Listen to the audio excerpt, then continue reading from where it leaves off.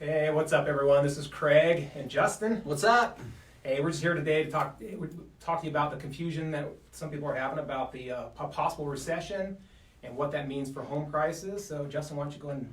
Yeah, a lot of rumblings out there, people wondering what's going to happen, and so we just want to break down a few things for you guys. First thing is, got a little graph up here. I'll try to zoom in for you guys, but over the last 6 recessions, Craig, people don't realize that home prices only went down 2 times over those last 6 recessions. So just because there's a recession doesn't mean it equals... It's not always correlated to those home prices. Yes, lower home prices. In fact, depending what it is, for example, if the stock market starts to go down, a lot of people move their investments from stocks to properties. Yeah. Right? Mm-hmm. So, the big one that you guys see here, this is obviously 2008. That happened. That was a big deal. Back in 1991, it dropped a little bit, only 1.9%. But overall, usually home prices still go up 6%, 3%, 6%. Yeah. And so we're starting to kind of expect something similar to happen. Craig, you were an agent back when the slowdown happened.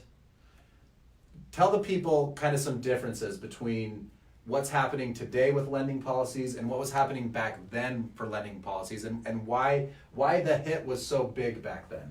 Yeah, so back then, it's like all of a sudden the real estate market just dropped out, like the bottom dropped out, everything crashed at once. The reason for that one of the main reasons is it's called stated income loans. Yeah. And you could walk into a mortgage broker, say, hey, this is the amount of money I make, I want $1 million, $2 million, $3 million loan.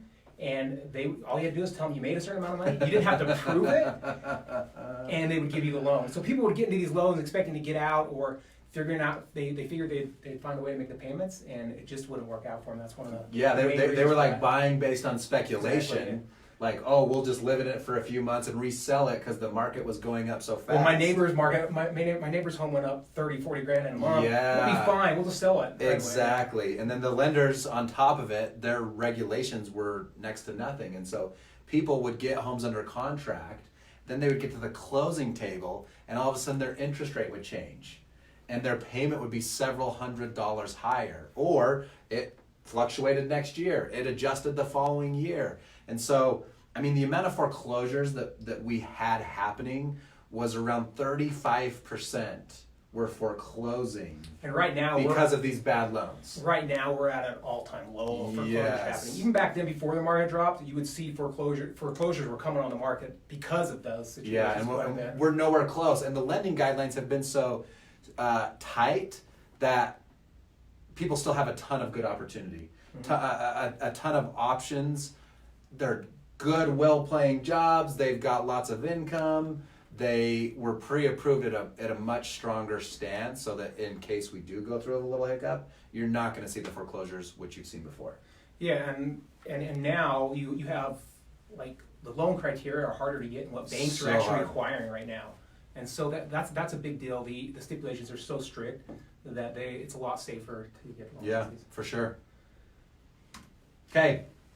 So next slide. What does the future look like, right? Yeah. That's kind of the question. What does the future look like? As they surveyed some of the top financial people in the nation, essentially every single person expects home prices to go up in 2020. Now, I like to compare it to like a racing car.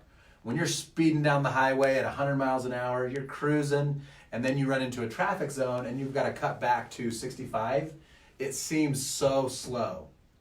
And that's kind of what we've been experiencing in the real estate market. We've been experiencing super fast home prices going up. And yes, they're not going to go up as fast as they were. But guess what? 65 miles per hour is still normal.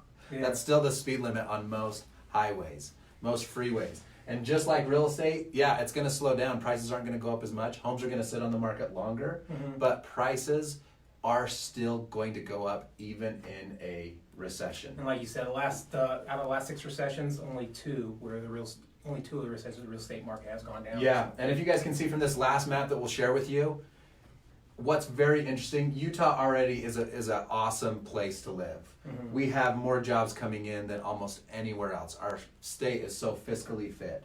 Mm-hmm. We've got so many good factors happening that, as you guys can see, out of all the western states, Utah's one of the few that has a minimal a minimal chance of prices being lower in the next 2 years, according to the experts. So just remember that not only does recession not equal home prices going down, Yeah. but Utah is a specifically good place with good jobs, low unemployment, a lot of high-paying jobs that we believe is the reason home prices are going to keep going up. Awesome. So we'll see you guys next time. Let Thanks, us know if you guys. have any questions.